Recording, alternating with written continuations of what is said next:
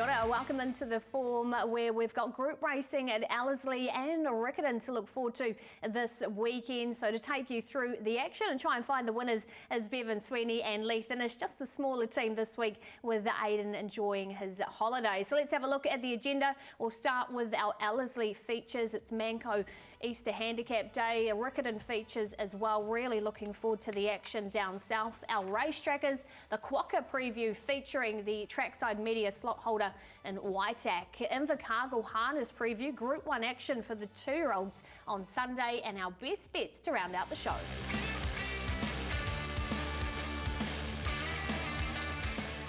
We're starting with our Ellerslie preview and the Group 3 Manco Easter Handicap. So I'll say hello to you, Bevan Sweeney. Weather and track conditions, what are we expecting on Saturday up here? Yeah, morning all. Great to be joining you again here on the form.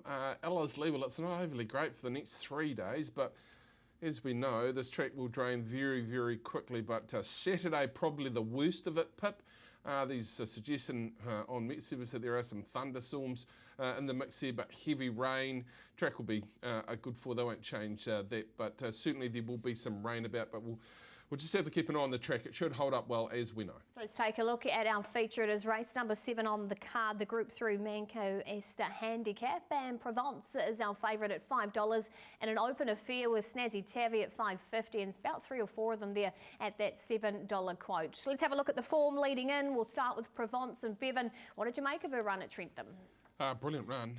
A couple of other runners coming out of this Teveratek and White Noise. Now, just hard for me to see them turning the tables on Provence, who got back last and sectionally brilliant. Teveratek was just a little bit one-paced. When the real pressure went on, he was similar at his prior start. And White Noise, overall disappointing, but very good effort to come from where it did at Trentham Leaf. Yeah, look, the best thing about the race was Sam was having a first ride on Provence. Yeah, Teveratek, he was okay. Look, he's going to have to be really good on Saturday with the 59 kilos when Provence has only got 53. So, look, you know, Provence has come a long way. She's only, she was a maiden at just before Christmas. She had her first win at Taupo. So, look, it's a big step up in grade, but she has got the wins on the board. She really has improved massively. Another great video to look at here to preview this particular race is this, with Rudyard, St Bethans and Devastate in the race. And we know it got a little bit messy late, but they're two top quality horses. Rudyard had every opportunity in that a good position, one back, one out. Devastate has certainly been brave in the run to the line. I loved St Bethans. They sat back, smoked their pipe. He had to come down on the inside and change ground a lot. But look, they're all going well, Leith, and all in the mix for this particular race. Yeah, look, Rudyard, obviously he's had 3 starts on the course for 2 wins. Sam knows him well. He's won twice on him from 4 rides. It's a big plus around Ellerslie. Look, I think St Bethans is having his first start at Ellerslie. The track's going to be pretty firm. So, look, if it was at Counties, I'd be on St Bethans, but I think Rudyard is definitely the form horse, and he loves the course. And a horse that's always had a bit of a reputation around him is Chattahoochee. Now, this was a performance where he's caught wide down the back and then rolled on forward and then sat outside the leader. Now, the race didn't change massively from this point. It was pretty much a 2-horse war down the entirety of the straight. I think it's hat-trick in front at this point. And Chattahoochee, well, if it can get that similar sort of run, Leith, and sit right there on speed, it has proven itself to be a pretty tough customer to roll. It will fight all the way to the line. Yeah, he's underrated, this horse. Every time he wins, he's sort of winning in the $6 range, $8.50. He never sort of runs a bad race, and like you said, the one gate's going to be a big plus on Saturday. So where do you land on this particular race? Well, I'm going to stick with St Bethans. I think he's in the right place in his preparation to be very, very competitive. I love the money about him. I thought they set him for this race on the back of him sitting back in that last start and really running through on this inside. Leith makes a very relevant point, first time at Ellerslie. So that is a slight niggle, but he's got a fair bit of quality, as we've seen. He's been across the ditch. He's pretty experienced. Just like him a little bit of each way, Leith. Yeah, I'm going to go with Chattahoochee. I think the one gate's going to be a big plus. Matt Cameron will really suit this horse as well. So, look, Brian Black, he sponsors the race, and look, he had a winner in 1992. I think Vinny was about 16 years old, and the Carson's Cash, Roger James trained horse. So yeah, it'd be good for Brian Black to be winning on Saturday. Yeah, it certainly will be. That's what the guys are liking in the Manco Easter Handicap. Now let's move on to our other Group 3 on the day, and this is the Trelawney Stud Championship Stakes. You can see again heading the betting, Moonlight Magic open at $4, Investigate at $4.50, Rebecca at $7.50, along with Kealoha at $7.50 and Solidify. So once again, that's a look at the market. Let's take you back to Investigate last time at Trentham, and this was a really good run, Bevan, too, because just got in tight corners around the 150 metre mark. Yeah, they were both unlucky, Investigate and Moonlight Magic, in this particular race. And Investigate probably doesn't get the worst of it, but he is such an honest performer, this horse. Always puts in, space is going to just run out on him at this point, and Moonlight Magic. But the horse has been going nicely throughout this entire preparation. The form has been rock solid against some of the best 3-year-olds around. I'd expect them from the 2-gate to be pretty positively ridden.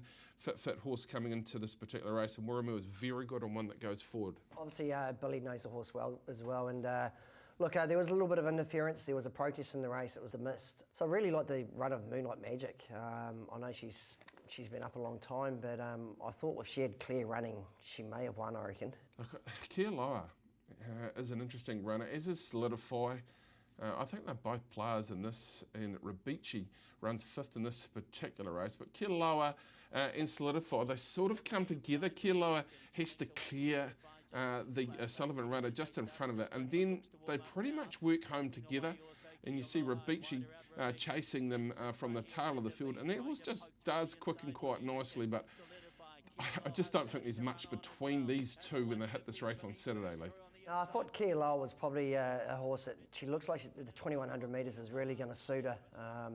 But Solidify, he's we all know how good he is. I'd just rather see him on a track with a bit of moisture in it, and he's probably not going to get that this Saturday at Ellerslie. Another interesting race coming into this, because we always find these developing young horses going up over ground, is Northeasterly. Now we're going to take you back to the last start performance, where you can also pick up Lanakai. Now this is a son of the Autumn Sun, who had a good result last Saturday in Australia, and a stallion that's starting to really emerge. Now you can pick the horse up in the yellow colours, and had to change ground at that particular point. Leith, I wouldn't say that he sprinted this horse. He certainly ground home okay. This is maiden form coming up against some pretty strong sort of form. So whether it's good enough, I'm not 100% sure personally. Look, the best part of this race, I thought, was actually past the post. I think the 2100 metres is really going to suit him. He over-raced from the half mile to the 1,000 metres. He had his head up in the air, and look, I think he's John Barry at 12. Vinny's back on, the old firm, Roger and Vinny. So he's got a little bit of timing about him, this horse. I know that's the stable really rate him. They bought him for 900,000. So look, they've got a Brisbane plan sort of mapped out for him, and if he sort of runs in the first 2, I think he's sort of a smoky in the Queensland Derby. But look, he's going to need a little bit of luck from the barrier 12. But Vinny knows how to ride Ellerslie. He does indeed.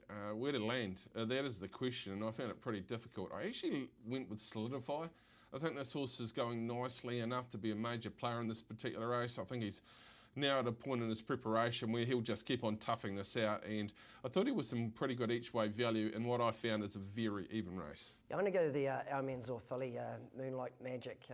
Look, she was really unlucky last start. I know she's had a little bit of travelling. She's been twice to Wellington. She's raced in the Oaks. It's her 4th time over ground, but look, I think she just needs a little bit of luck, and I think she'll be going very close on Saturday. Again, the boys are split in our other feature, and now we're going to move on to the 2-year-olds in the TAB Starway Stakes. $100,000 up for grabs, and Love Poem is the favourite for Stephen Marsh. Then you've got Dream of the Moon at 5s, along with Boss and High Heels at $5.50. Speaking of Love Poem, let's go back to the run in the Mata Mata Breeders, and look, places in between 2 very nice fillies here, and the fact that she's already got black type is a big tick, Sweens. Yeah, this is a really good effort because the Alabama Express is here, Captured by Love is here, Archaic Smile is here. And look, I think she just had a little moment when Captured by Love went past her that she sort of hesitated. But Archaic Smile is to the outside there, and she actually comes again at the line and makes up a little bit of ground after maybe losing a length and a half when they really sprinted hardly. So the horse will learn a lot from that. I think this horse brings in probably the strongest form coming into this particular race. And JML Bloodstock, they do love to win a black type race. Yeah, you can see the last sort of 100 metres, she really puts her head down and she attacks the line, she puts her ears flat back.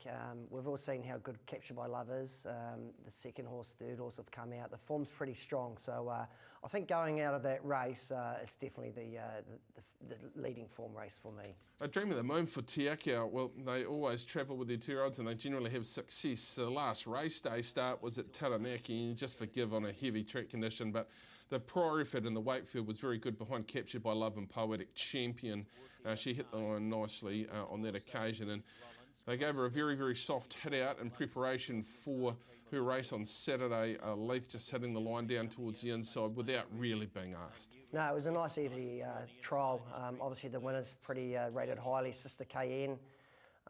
Look, I think the best thing about her is she gets back to Ellerslie where she looks like she's a real sort of a good track, fast sort of horse as well. So, look, she's going to have all favours from barrier 7. Look, the way she trialled up, I think she's definitely a top 3 chance. Interesting runner as well is the one start, one win horse for Tony Pike, and owned by Brent Cherry and Faith Taylor by Written Tycoon. So has a fair bit of blue blood on its particular side. And this is the winning performance. Striking horse with the big white blaze sort of tracked up and behind them, and is pretty green, but green and good because it kept on finding the line strongly when challenged by the inside horse here, Leith. Track conditions, interesting as it transfers across to Ellerslie, but there's certainly ability here. Yeah, the Written Tycoons have won a couple of races in New Zealand. They won their crack in Millen's, the size. So, look, I know Tony Pike really rates her. The hardest thing for her, she's drawn barrier 10, so she's probably going to have to use a little bit of petrol. She might just sit outside the leader, I'd say. If she was drawn in, I'd probably have her on top. Love Poem for me. I think she brings in the best form. I did like that race against some of our very best 2-year-olds, and I love the fact that once they went past her, she decided she was going to pick up again when challenged by a kayak smile and hit the line again. I think that'll do her the world of good, and I think she deserves to be favourite, and on top for me, Love Poem. Yeah, obviously Michael McNabb's riding in Mornington Cup in the race this week, so had a quick chat to him. He could have ridden 3 horses in the race, and I said, what one would you want to ride? And he said, Love Poem. So I've her on top. Yeah, Tony Pike's filly, she's very good, but she's going to need a little bit of luck from the outside gate. There you go. Both the guys are agreeing on Love Poem for the 2-year-old feature. And don't forget too, it is Saturday, so we have the Super Saturday bonus back with the TAB. And this time it's on 5 meetings across the first 4 races. Ellerslie, Riccarton, Randwick, Mornington, as Leith mentioned, with Nereus running there for the Richie Murray team, and Ascot for Quokka Day. The first race from Ellerslie, 12:35, trackside 1 on Saturday.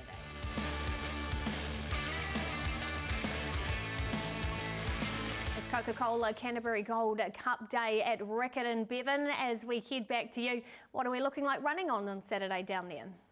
The South Islanders, have got the best weather for the weekend. Looks stunning down there from the forecast that I have sourced, and whether it'll improve off that soft 5 with, I imagine, heavy dews in the morning would be a question mark, but if it's going one way, Pip, it's going the right way, and it might come into the good 4 framework. Yeah, it might be a day we're looking for that good form. So let's have a look at the market for the feature. It is race number 9 on the program. Mascot, $4.50 favourite with He's a Doozy for Lisa Ladder. Then you've got Perfect Scenario 5s. Last year's winner times ticking at $6.50, and Capo Dell'Impero at $9, who of course run the Quinella. Across the page, our outsider. Let's take you to Mascot. He won the inaugural running here of the TAB Southern Alps, and it was a very good performance. So up the inside, Bevan. Oh, he's a wonderful looking animal, and Leith can probably tell you more. He was down there on Saturday. It was a strangely run race at Mystic Park leading up in this particular race, and well, Mascot just stuck to the inside and unleashed a very, very powerful performance. He's a cracking horse, this Leith. He had to be very good to come from last up that part of the track last Saturday, and he delivered with a fair bit of authority. Yeah, he did. Look, obviously Joe Dahl got on with him really well as well. Look, he saved a bit of ground there in the inside. The track was playing pretty fair as well. So, look, he's won 2 in a row now. He's got to back up, but he is a good-looking horse, and it's full credit to the trainer. She's done a wonderful job with him. He's a doozy. Well, he's simply that. He's just done some wonderful things across his career. In the last couple of starts, we're starting to see the best of him. And I imagine he's a Winter Cup maybe contender in other races like that. But look, he got back this day and he had a look at a horse that's going to be a major player, I think, in the Mornington Cup in the Rayos. And he came quickly down that centre part of the track. And look, he's only going to improve out of this. He looks as though he's getting back to his best, and Leith, his best is pretty sharp. Yeah, I think the best thing with him is if the track does improve and it does get back to that good sort of surface, he looks a lot comfortable on a better track. Look, it was a good run. I'm sure Wait for Age is really going to suit him on Saturday as well. And one of my old favourites in Time's Ticking. He was, for me, about as good as he could be fresh up at Trentham. We'd take you back a little bit of time to January through the Cup Carnival, and his performance here to win over the 2100 metres. Look, he's a seriously good horse, this fellow. Maybe a good 4 might tickle him up a fraction where you can see his action with that high knee, but he competes on anything, this horse Leith, and I've got no doubt he's going pretty well as he heads down south after I thought was a great resuming run. Yeah, he's a good old horse, isn't he? He's 8 years old now and never goes a bad race. Like you said, Pip, he won the race last year. Wait for Age suits him. Interesting, Tina Komiagi, she's never ridden him before, so look, he does look he's a gentleman old horse to ride, so I'm sure she'll get on with him good. I'm going with the gentleman. I loved his fresh up run, Time's Ticking, at Trentham the other day, where he just worked home nicely after getting back down towards the inside. I think he'll love the trip south. Albie's son will be looking after him down there. He's had such a wonderful time down there, especially last season when he was exceptional. I love him coming into the race on Saturday, so Time's Ticking for me. Yeah, I'm with He's a Doozy. Look, he hasn't won yet over 2,000 metres plus, but look, he won the Cooplands Mile there a couple of years ago. I think if the track keeps drying out, better chances for him. I'll be, $4.50, I think is a good each way chance. You guys, with the Central Districts Raiders as we move on to the next feature on the program, and it is the Great Easter Stakes here, the Daphne Bannon Memorial Great Easter Stakes, and you can see the hottie for Robbie Patterson leads the betting at $4.20, Third Degree at $4.80, and then the Radiant one at $6 with Mafore at $7s. Again, let's take you back to the horse named after you, Bevan, the hottie. What did you make of this win last time at Riccarton? Oh, God, we're stretching the imagination now. The hottie, though, is a pretty attractive sort of prospect on Saturday, I reckon, because I don't think things went overly right here. Leith, the start was a bit awkward, put on a bit of an act, and she can be a little bit like that. You see the Radiant one out wide, Eamon on in the mix, good Anya. But the last bit of the race is the best part of the race, and I think even firmer track conditions will suit to the hottie right down to its perfect mark. Yeah, she actually got vetted before the race. She was cleared to start, and look, I think I know Robbie Patterson had the race this week. It's a listed race in the back of his mind, so I think there's a fair bit of improvement for her as well. I thought the Radiant one was good. There's definitely not much between these two. I thought the hottie, yeah, she was a little bit fat the other day. I think she can only improve. It should be pretty hard to beat. Now, there is a slight swing in the weights, the back towards the Radiant one. Third Decree. I didn't exactly know where to place this horse in the whole mix of this particular race. You see Nil Fiore and Ediana as well in this particular race, but look, it's taken its opportunities. It's squeezed through a nice small gap there. Hands and heels, it's picked up the bridle and really sprinted quite hard. There's certainly some decent sort of ability here. You see Ediana finishing off okay. Nil Fiore maybe running out of room a little bit late, but certainly seems to have a decent turn of foot here, Leith. Yeah, she's going for 4 on the trot as well, so she's got a bit of confidence.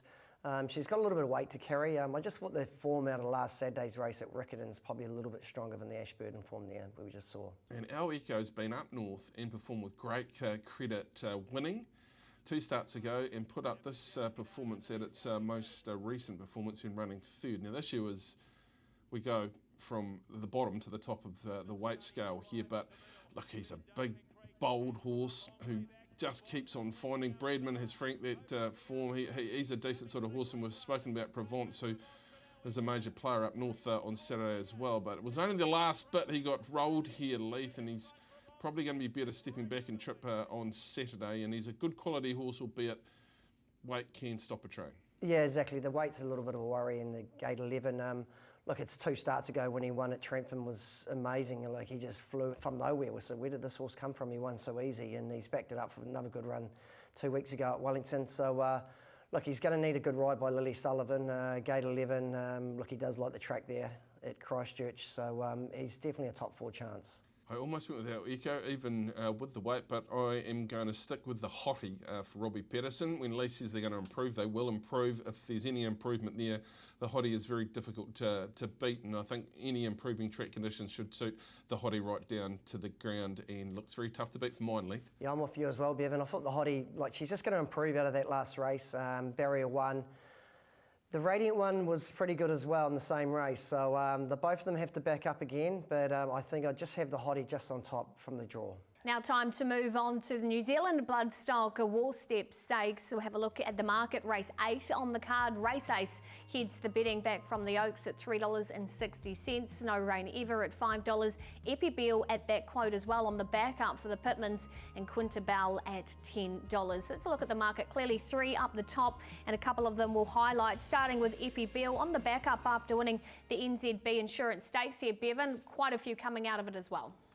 Yeah, there is. There's a lot of the field is coming out of this, and it was hard to really make sense of this race outside of a good performance from the winner, who was purchased for a very little money, I think, off Gavel House, and has now done a really good job.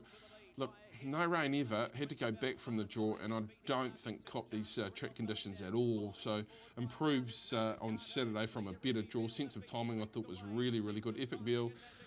Well, they had the opportunity to get past Epic Beal, and it just kept on finding really, really strongly. So hard to knock that performance as well, Leth. But yeah, it was just a strange race to me. Yeah, it just rained just sort of half an hour before they race, and the track sort of cut out quite a lot. Look, Epibeal sat outside the leader. They didn't change placings during the whole race. There was not much difference between first and last from when they straightened up. So, yeah, no Rain Never. She was caught wide from the draw. She didn't have any cover. So I'd give her a little bit of a forgive mark. Like you said, hopefully if the track keeps drying out, she has some chance come Saturday. Yeah, she's got a good turn of foot on good ground. I've got no doubt about that. And that race just wasn't run to suit. Race Ace. This is the performance in the Oaks, and when you consider how much work this filly did in the run, it was a fantastic performance to run 5th. It gets an inside gate tomorrow. It does have a little bit of gate speed. If it finds a full position just in behind them, I think it is clearly the most proven staying filly in this particular race. We saw what it did also at New Plymouth, so with any sort of luck in the run, and it should get it from that inside gate Leith, this is the proven horse in the race. Yeah, she comes in with fresh legs as well. Obviously, 9 of those runners from last week are backing up. And like you said, I think the Oaks form is going to stack up. Look, like you said, from Barrier 1, if the track gets back to a good surface, she's going to be awfully hard to beat. Lisa knows her well as well. For me, I'm going to stick with Race Ace. So I think from that gate, every opportunity. It is 30 days between runs, but look, Fraser Reid has a proven record at lining horses up in a maiden stayers and winning. He's done some pretty cool things in our senior staying races with not a lot of work or race performance been seen leading up to that race. So Race Ace, with that freshen up, I'm not worried about that. Inside gate should get the perfect run, and look, for me, it's the leading contender in the race. Yeah, I only go for a sense of timing each way. Look, I think $12 is okay odds. Ashwin Gumasamy, he's been basing himself with the Tiakau stable down there for the last couple of weeks, and look, he was really happy how she went last Saturday. He was just worried about the wet track, so I think if the track gets back to that sort of better side of soft, from gate 2, I think she's a really good each way chance. There you go. That's what the boys are liking down at Riccarton on Saturday. And again, don't forget, there's plenty to play into with the TAB. Our guaranteed quaddies with $50,000 at Riccarton through the features races 7 to 10, and the same at Ellerslie, although races 5 to 8 there. So make sure you do your homework and get involved. The first race at Riccarton gets underway 11:50 a.m. on Saturday.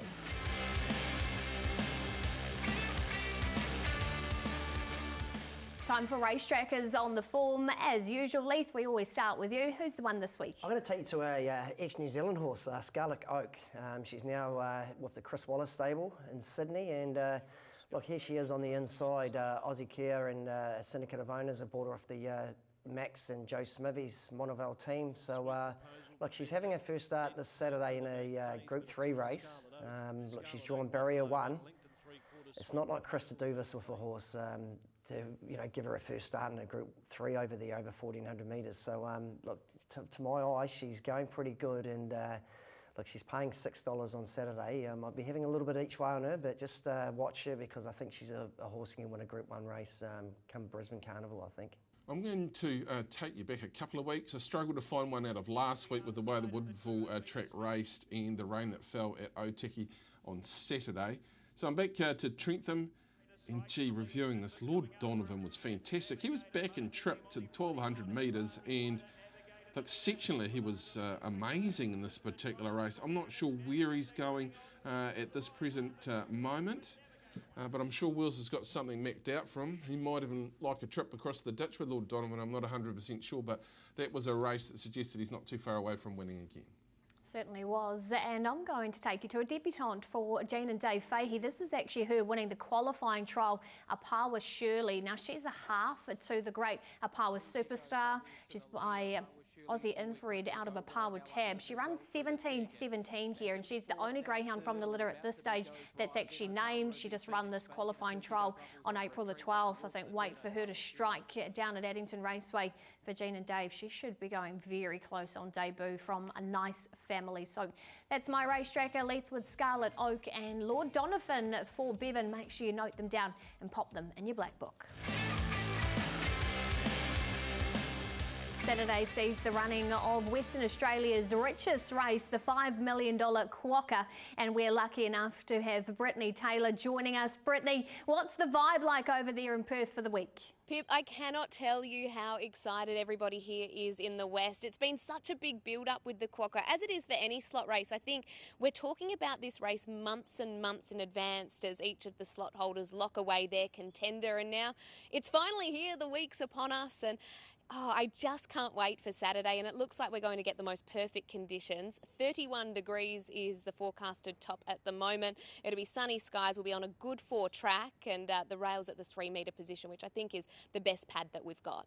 Yeah, it looks absolutely gorgeous there at the moment, and I'm sure it will be on Saturdays. We take a look at the market, see who heads the betting, and it is Amelia's Jewel, who was runner-up last year at $3.50, overpassed last year's winner at $4.50 in the market again. Then you've got Bella Nipotina at $6, and where is he? The Trackside Media slot holder, Waitac, he's at $26 in the market. So that's a look at them. Brittany, as we head back to you, who are the key contenders you think that we need to look out for? If we have a closer look at a few of the key lead-up races into this Quokka, one I really want to show you is the Roma Cup. This is probably the key lead-up for the locals heading into this Quokka. We mainly want to focus on Oscar's Fortune, Amelia's Jewel and Ripcord. Triple Missile's also in this race, and he'll take his place on Saturday afternoon. But it's those top 3 that I want to discuss, because Oscar's Fortune was a brilliant winner of this race. He's the one that settles in the box seat, so he had the map advantage on Amelia's Jewel and Ripcord. One thing to note is that Oscar's Fortune was going into this race second up. He had the fitness on his side from a first up run in the Bluff Knoll. Amelia's Jewel and Ripcord, I think, had plenty of fitness improvement to come. Probably Ripcord even more so than Amelia's Jewel. And the difference on Saturday is that he'll have the map advantage over Amelia's Jewel after she drew barrier number 12. So she's going to be getting back. She's going to have clear air out wide, and we know how devastating her turn of foot can be. I think she has the superior turn of foot to a horse like Ripcord, but Ripcord's going to have the map advantage, which is different to what we saw in that Roma Cup. It's going to bring them closer together come Saturday. Amelia's Jewel trying valiantly. Oscar's Fortune in front of Amelia's Jewel, and Oscar's Fortune has upset the favourite. Well, of the East Coasters, I think one that we have to focus in on is Bella Nipotina. She's the winner of $8.6 million in prize money, if you don't mind. And you have to look at this run in the TJ. We know that it was on a heavy aid. They were underwater in Sydney on day 1 of the championship. So I think she was expected to run really well, because we know she loves getting her toe into the ground. But have a look at this. She only just misses victory in the TJ Smith Stakes. And that is one of our best races in Australia, and now she comes straight to Perth. She ran 3rd in this race last year. Can she go a couple better this year? Chain of Lightning kicking. Chain of Lightning's won the TJ, beating Bella Nipotina, and I Wish I Win. And of course, we have to look at Trackside New Zealand's representative in Waitak. His last race run was mid-February, so this trial here, all important in the lead up to the travel to come across to Perth, just to make sure that his fitness levels were right where they needed to be before jumping on that plane to Sydney and then to Perth. And I thought this was a really nice stretch of the legs. You can see just how well he moves, and I thought we saw that at track work again on Tuesday morning at Breakfast with the Stars. He's a lovely animal with a great composition, really nice attitude. He's settled in beautifully and love the way he moves. He's a big, beautiful horse, isn't he? We'll be back to Brittany very shortly, but she did actually catch up with Andrew Scott when he first arrived in Perth and just asked him how Waitak has handled the long trek over there. Yeah, Brittany looks great. Look, you know, he's handled it. He's a tough gelding. He's come over here and eaten and thrived, and his body weight. Look, he lost about 14 kilos on the trip from, you know, Auckland to Sydney to Perth, but he's put it all back on within a quick period of time. So no, he's thriving. He's eaten well. He doesn't look dehydrated at all. He looks great. So no, his work this morning, whilst it was a pretty quiet piece, we're trying to keep him fresh and keep him bouncy.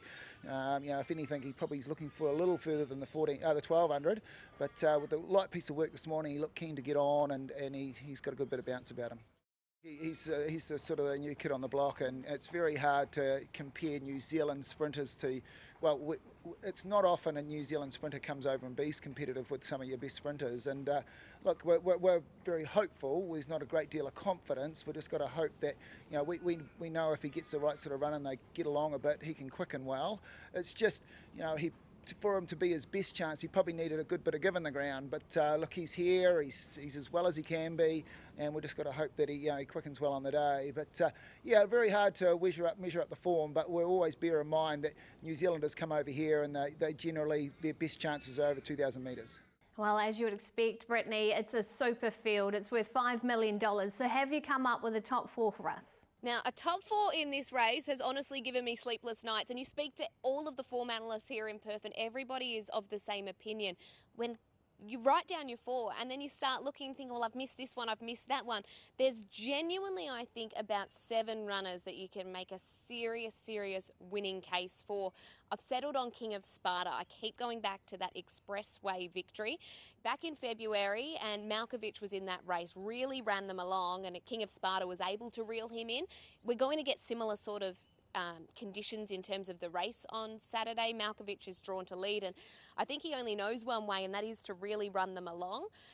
King of Sparta, drawn barrier 4, I think is going to get a lovely run and has a beautiful turn of foot when it matters. So I'm going with King of Sparta. Pains me to say that I'm not going with one of the locals.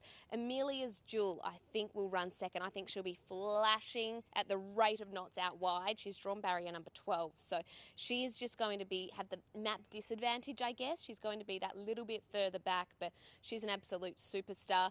And then we could look at this 3rd and 4th spot, and this is where it gets a bit tricky. Overpass, you just can't fault what he's done here at the Ascot 1200. He won the inaugural edition of this race, and then he backed it up by coming back and winning our Group 1 1200 metre Winterbottom Stakes back in November. So he's undefeated at the Ascot 1200, 2 from 2. Can he make it 3? Well, of course he can, but I'm thinking that he just gets collared late and runs 3rd. And when it comes to 4th, I keep going between Ripcord, who we saw in that Roma Cup. I think just fitness-wise, he has so much improvement, and with the map advantage now, and Oscar's Fortune, who's going to get this perfect suck run just in behind the speed.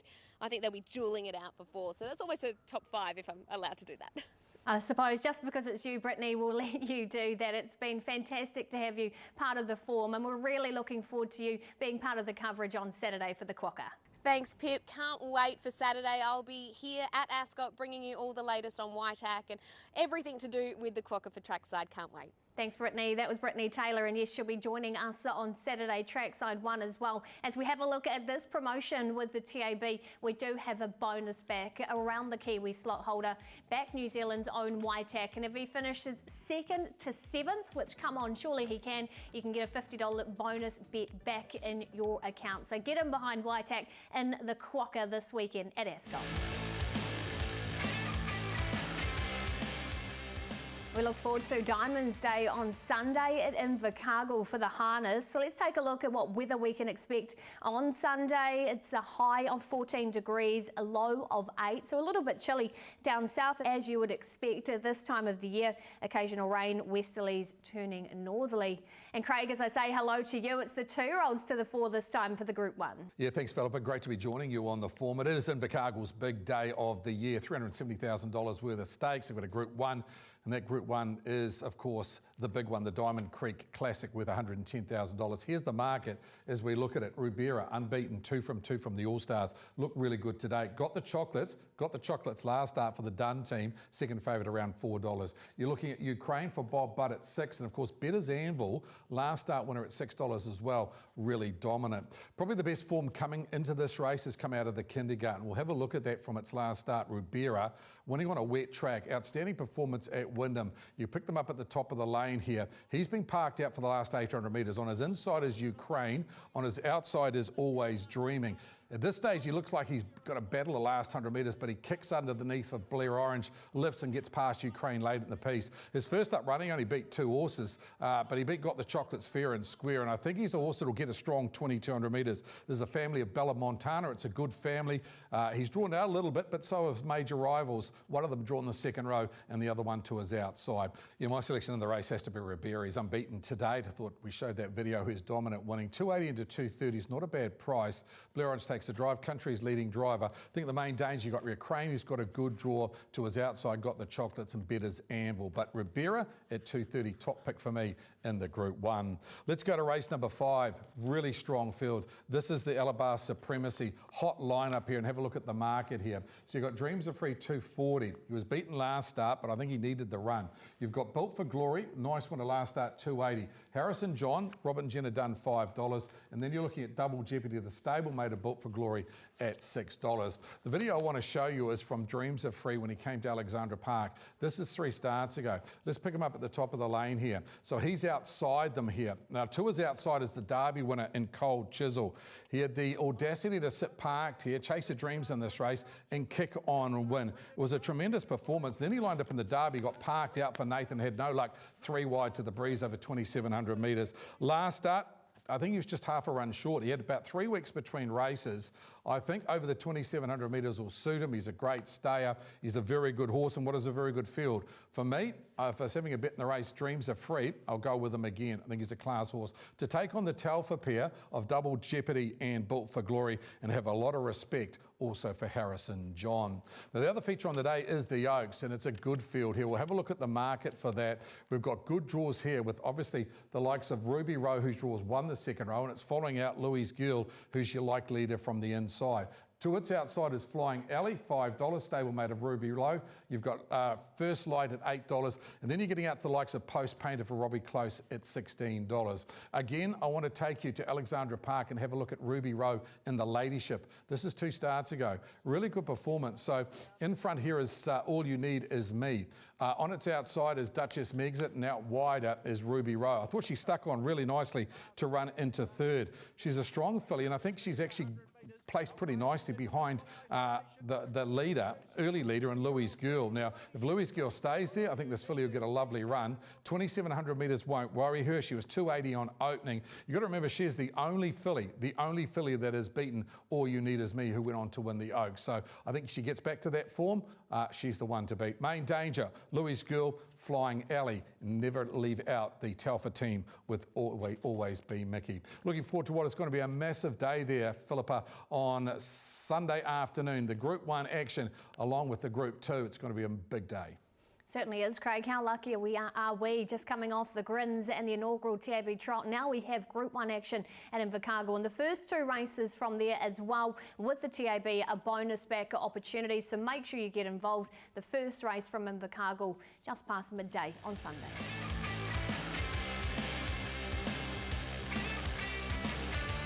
Time for best bets. Hopefully we can find you winners to follow this weekend. Leith, who's the one for you? I'm going to go back to Christchurch on Saturday. Race 2, Wise Man's Diva. Robbie Patterson, train runner. She's backing up from last Saturday where she was sort of caught wide and hit the line late. We're 1,400 metres this week. I think she'll be winning at $2.70 with Courtney Barnes on. I'm going to go with Sacred Satono in the first on the program out of Ellerslie. I know this horse has got a lot of weight, but it does have the 3 kilo claim of Tristan Moody. He's going quite nicely at the present moment. Pour the One's taking money there from a decent sort of draw, and a horse that's been up and going nicely, but geez, got some class about him. And I remember the performance at Kenny's when he beat Babylon Berlin, Romancing the Moon. He's a top quality horse, and I think 58, not too much of an impulse for a talented galloper. Yeah, certainly not. Look, I was tossing between a couple of them down at Riccarton, Race Ace being one of those, but I'm going to go for Spartan in race number 4 for the Mackay Harrington stable. Over race last time over the 1200 metres. This time comes back to the 1000, was a very good third in behind Hottie, and does get the 3 kilos off the back too from Denby Rose Tate. So that'll do me race number 4, Spartan for the best bet. Let's have a look at a summary. Paramount Kiwi for the Whale. That's at Alexandra Park on Friday. He'll start us off for Wiseman's Diva for Leith, also at Riccarton. Sacred Satono for Bevan at Ellerslie. Spartan for myself, and King of Sparta for Brittany and the Quokka at Ascot on Saturday. And from there, that concludes the form for another week. A thank you to Letha and Bevan. I'm sure you've found us the winners for the weekend, and to you, good luck on the punt. We'll catch you back next week.